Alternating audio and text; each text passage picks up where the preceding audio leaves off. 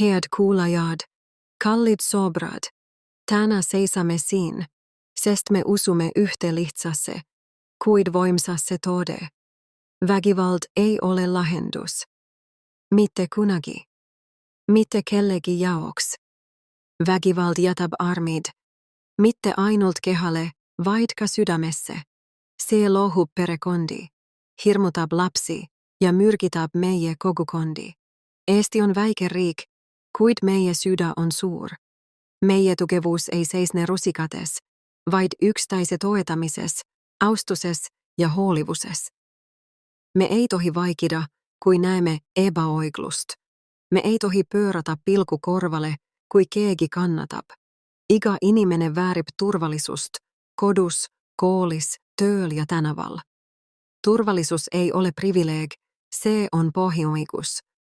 Me peame opetama oma lastele, et konfliktid lahendatakse sõnadega, mitte löökidega. Me peame näitama eeskuju, rahu, kannatlikkuse ja empaatiaga. Tugev inimene ei ole see, kes teeb haiget, vaid see, kes suudab peatuda ja valida rahu.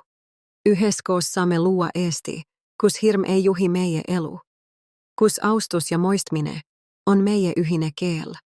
Kus iga inimene tunneb, että on väärtuslik ja kaitstud.